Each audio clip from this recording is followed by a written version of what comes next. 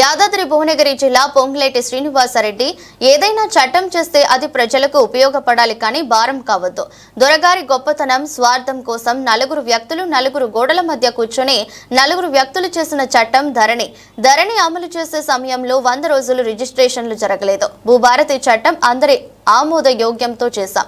భూభారతి చట్టాన్ని అసెంబ్లీలో ప్రవేశపెట్టిన సమయంలో దొరగారి తొత్తులు రాక్షసుల ప్రవర్తించి అడ్డుకోవాలని చూశారు. గత పాలనలో దొరగారి నోటి నుంచి వచ్చేవే విధి విధానాలు.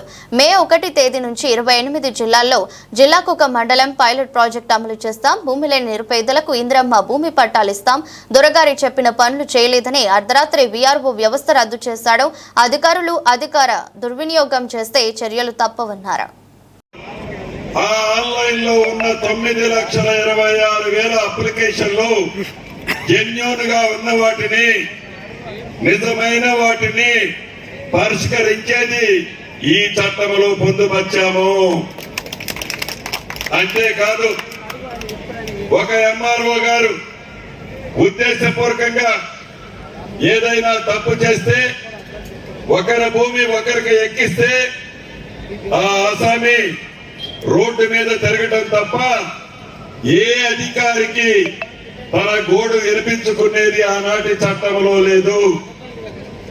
మన భూభారతి చట్టంలో ఎంఆర్ఓ గారు తప్పు చేస్తే ఆర్టీఓ గారి దగ్గరికి వెళ్ళొచ్చు. ఆర్టీఓ గారు కూడా న్యాయం చేయకపోతే అడిషనల్ కలెక్టర్ గారి దగ్గరికి వెళ్ళొచ్చు. ఆర్టీఓ గారు తప్పు చేస్తే అడిషనల్ కలెక్టర్ గారి దగ్గరికి వెళ్ళొచ్చు, కలెక్టర్ గారి దగ్గరికి వెళ్ళొచ్చు. అడిషనల్ కలెక్టర్ గారు తప్పు చేస్తే కలెక్టర్ గారి దగ్గరికి వెళ్ళొచ్చు, సిసిఎల్ఐకి వెళ్ళొచ్చు. సిసిఎల్ఐ తప్పు చేస్తే స్పెషల్ ట్రిబ్యునల్స్ పెడుతున్నాము.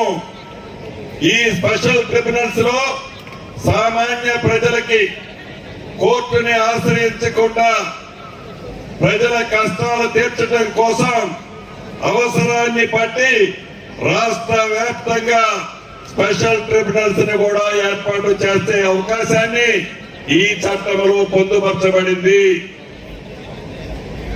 అంతేకాదు భూముల రిజిస్ట్రేషన్ జరిగేటప్పుడు గాని రైతన్నలు స్వచ్ఛందంగా మా భూములు సరిహద్దులతో కాదు మ్యాప్ కావాలి అని కోరుకుంటే రిజిస్ట్రేషన్ అయితే తప్పనిసరిగా మ్యాప్ తోనే రిజిస్ట్రేషన్ చేసే అంశాన్ని ఈ చట్టంలో పెట్టాము.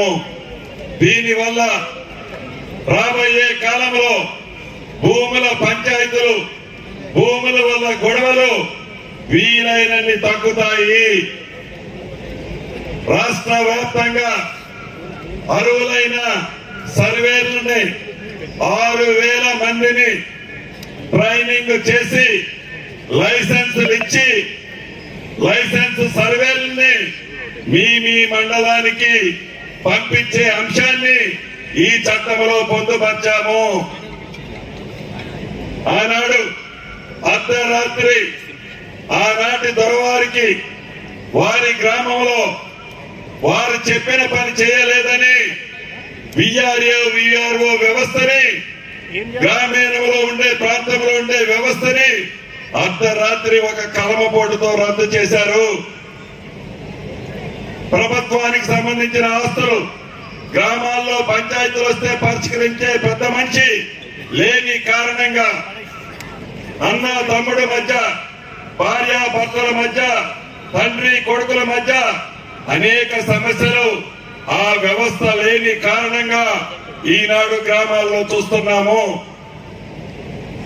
ప్రతి రెవెన్యూ గ్రామం రాష్ట్ర వ్యాప్తంగా 10,956 రెవెన్యూ గ్రామాలకి రెవెన్యూ అధికారుల్ని పంపించే అంశాన్ని ఈ చట్టంలో పొందుపరిచాము. ఈ రాబోయే కొద్ది రోజుల్లోనే ఈ రెవెన్యూ వ్యవస్థ సర్వేలు నాకు తెలిసి వచ్చే నెల 10వ తారీఖు లోపే మీ గ్రామాలకు వీళ్ళు వస్తారు. ఇటువంటి అనేక అంశాలని అనేక సమస్యలను పరిష్కరించేది ఈ చట్టంలో పొందుపరిచాము. ఈ చట్టంలో ఇంకొక అంశం కూడా ఉంది. ప్రభుత్వ స్థలాలు ఏవైతే ఉన్నాయో అది రెవెన్యూ భూములు కావచ్చు, ఫారెస్ట్ భూములు కావచ్చు, భూదాన భూములు కావచ్చు, వక్ఫ్ బోర్డు భూములు కావచ్చు, అదే రకంగా దేవాదాయ భూములు కావచ్చు. ఈ భూములని ఎవరైనా కబ్జా చేస్తే ఈ పోర్టల్ భూభారతి 2025 పోర్టల్లో ఏ గ్రామం నుంచి అయినా ఏ ఇంట్లో నుంచి అయినా డైరెక్ట్ గా మీరు కంప్లైంట్ చేసే అవకాశాన్ని కూడా ఈ పోర్టల్లో పొందుపరిచాము. మీరు ఎవరైతే కంప్లైంట్ ఇస్తారో అది డైరెక్ట్ గా ఒకటి సెక్రటరీ దగ్గర, రెండవది నాకు కనిపించే విధంగా ఆ పోర్టల్ ఏర్పాటు చేశాము. దాన్ని తక్షణమే అటువంటి భూములు నిజమైతే అవతలున్నది ఎంత పెద్ద వ్యక్తి అయినా అది పేదోడు భూమి కాబట్టి తప్పకుండా ప్రభుత్వం అటువంటి వ్యక్తుల మీద చర్య తీసుకునే అవకాశాన్ని ఈ చట్టంలో కల్పించబడింది. ఈ చట్టాన్ని అడ్డుపెట్టుకొని వారి స్వార్థం కోసం ఒకరి భూమి ఒకరికి కానీ ప్రభుత్వానికి ఒకరికి కానీ తప్పు చేశారు అని రుజువైతే అటువంటి అధికారి మీద తప్పకుండా చర్యలు తీసుకునే విధంగా ఈ చట్టంలో పొందుపరిచాము. అంతేకాదు ఈ చట్టం ఒక ఇందిరమ్మ ప్రభుత్వాన్ని, ఇందిరమ్మ పార్టీకి సంబంధించిన వ్యక్తులకే కాదు, అధికారులకు చాలా స్పష్టంగా చెప్తున్నాను. ఆనాడు 2020 చట్టాన్ని అడ్డం పెట్టుకొని భూమి లేకపోయినా భూమి ఉన్నట్టు పాస్ బుక్కులు ఇచ్చారు. దానికి కారణం రైతు బంధు తీసుకోవడానికి. భూమి లేకపోయినా వారిని పాస్ బుక్కులు ఇచ్చి పేదోడు పొజిషన్ లో ఉంటే దాని మీద దౌర్జన్యంగా ఆ చట్టాన్ని అడ్డం పెట్టుకొని ఆడాడు పంపారు. కానీ ఈ భూభారత చట్టం ఒక ఇందిరమ్మ ప్రభుత్వంలోనే అభిమానించే ప్రజలకే కాదు, వారిలాగా ఇందిరమ్మ ప్రభుత్వం కక్షపూరితంగా ఉండదు. ఆనాటి పెద్దలు వారి తొత్తులు వారు సక్రమంగా వారి ఆస్తులుంటే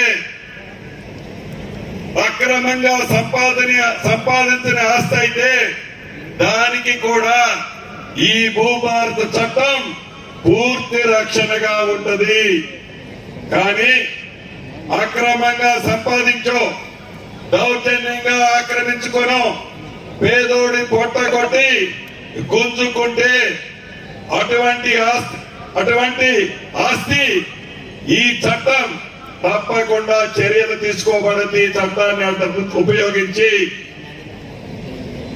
అంతేకాదు గౌరవ రెవెన్యూ అధికారులు కూడా చెప్తున్నారు, కలెక్టర్ గారితో సహా ఒక అద్భుతమైన చట్టాన్ని ఈనాడు మనం తయారు చేసుకున్నాం. ఈ చట్టం పేదవాడి కన్నీరు తుడవటం కోసం భూములున్న అసాములకి రైతన్నలకు గుండె మీద చేసుకొని భద్రంగా నా భూమి ఉందని తెలుపుకునే విధంగా నిద్రపోయే విధంగా ఈ చట్టాన్ని తయారు చేసుకున్నాం. కానీ అద్భుతమైన ఈ చట్టం పేదవాడికి చుట్టము కావాలి అంటే నిర్వహించేది అధికారులు. మీరందరూ కూడా ఒకప్పుడు ఒక రైతు కుటుంబం నుంచి వచ్చిన వాళ్ళే, పేదోడి కష్టం తెలిసిన వాళ్ళు, పేదోడి బాధ తెలిసిన వాళ్ళు, రైతుల కష్టాలు తెలిసిన వాళ్ళు. ఈ చట్టం చుట్టములాగా వాళ్ళకు ఉండే విధంగా మీరు చర్యలు తీసుకోవాలని గతంలో గౌరవ ముఖ్యమంత్రి రేవంత్ రెడ్డి గారు చెప్పారు. మళ్ళీ నేను ఇప్పుడు ఒక భువనగిరి జిల్లాకు సంబంధించే కాదు, రాష్ట్ర వ్యాప్తంగా ఉన్న రెవెన్యూ అధికారులకి ఇక్కడి నుంచి ఆదేశిస్తున్నాను. ఈ భూభారతి చట్టం తెలంగాణ రాష్ట్ర ప్రజల వరం కావాలని, ఇది అమృతంగా ప్రతి పేదవాడికి ఉపయోగపడే విధంగా మీరు దీన్ని అమలు చేయాలని కూడా ఆదేశిస్తూ మన ఇందిరమ్మ ప్రభుత్వంలో రాష్ట్ర ఆర్థిక పరిస్థితి బాగలేకపోయినా ఆనాటి ప్రభుత్వం 8,19,000 కోట్ల అప్పు చేసిన అభివృద్ధి సంక్షేమ కార్యక్రమాలను గౌరవ ముఖ్యమంత్రి రేవంత్ రెడ్డి గారు 2 కళ్ళతో చూస్తూ ఎన్నికల ముందు ఏవైతే 6 గ్యారంటీలు ఇచ్చామో అప్పులు ఉన్నాయని చెప్పి ఎగగొట్టకుండా వీలైనన్ని సంక్షేమ కార్యక్రమాలు చేస్తూ అది పేదవాళ్ళకి ఇచ్చే 200 యూనిట్లు ఉచిత విద్యుత్ కావచ్చు, ఆడబిడ్డకి ఇచ్చే 500 రూపాయలకే గ్యాస్ మొత్తం కావచ్చు, పేదవాడికి డబ్బు చేస్తే 10 లక్షల రూపాయల ఆరోగ్యశ్రీ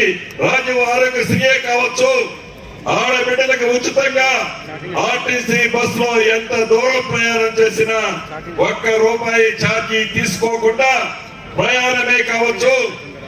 ఇంతకు ముందు మిత్రులు చెప్పినట్లు అద్భుతంగా దేశంలో ఏ రాష్ట్ర ప్రభుత్వము చేయని విధంగా పేదోడి పొట్ట నింపే సన్న బియ్యమే కావచ్చు, పేదోడి చిరకాల కోరిక ఆనాటి 10 సంవత్సరాలలో వారు ఇల్లు ఇస్తానని చెప్పి సొల్లు మాటలు చెప్పి 1 ఇల్లు కూడా ఇయ్యల.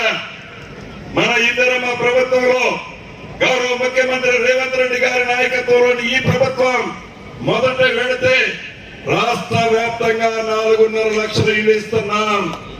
ఈ నెలాఖరికి ప్రతి ఊరికి ఇందిరమ్మ ఇల్లు వస్తున్నాయి. ఇందిరమ్మ పార్టీకి సంబంధించిన సైనికులకు ఒకటే చెప్తున్నాం, ఇది పేదోడికి చెందిన ఆస్తి.